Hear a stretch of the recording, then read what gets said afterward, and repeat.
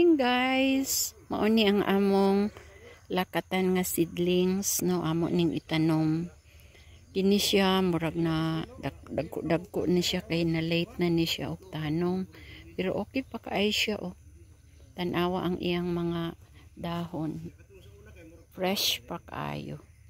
Og kini siya amo na ning itanom karon so good. Nara mga maring seedlings sa banana lakatan. Kani siya gikan ni siya dito sa Davao kay kuan man ni siya. Tissue man ni. Tissue culture ni mga maring seedling banana. Dapat sayo sa buntag ikarga na dayon ni siya aron i-transport na dayon ni padulong dito sa gatamnan namo nga ready na ang among area mountain. On ay host ready dayon para bis ipang sulod-sulod na namo na sa box para diretso na arsa o diretso karga sa truck aron dadon na dayon dito sa area mga maring. Dapat siya before siya i-transplant no. Butangan gid siya og neat kay aron dili siya masunog sa init sa adlaw. Mga maring tanaw na to ang baboy. Nasaan may baboy mga maring? Uy, tanaw na to ang baboy nga. Nya din sa tangkat.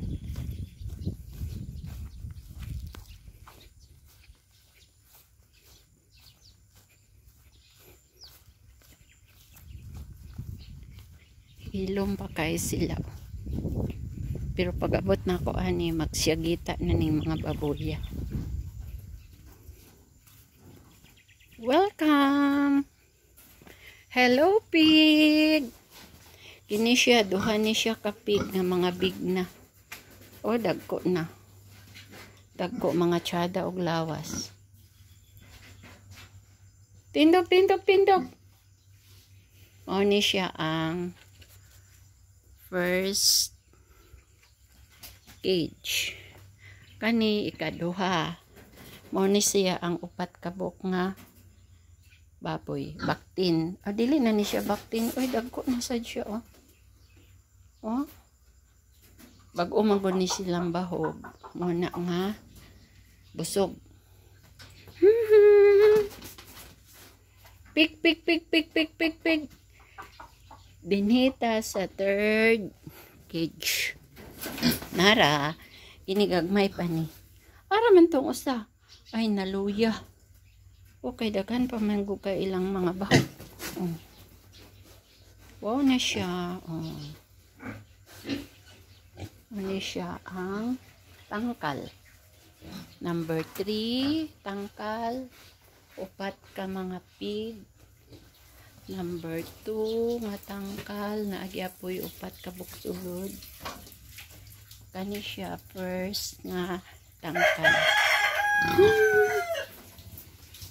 Na lang mga maring alugbati para utan o daghang kaayo. Dinhi sa bukid anak lang ka diya sa kilid makasudan na dayon ka. Kini siya string beans.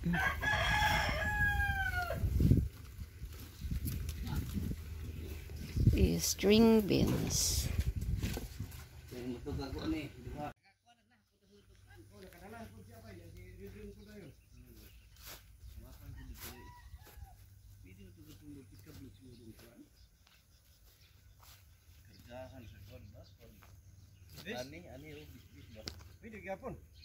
Na ang mga maring.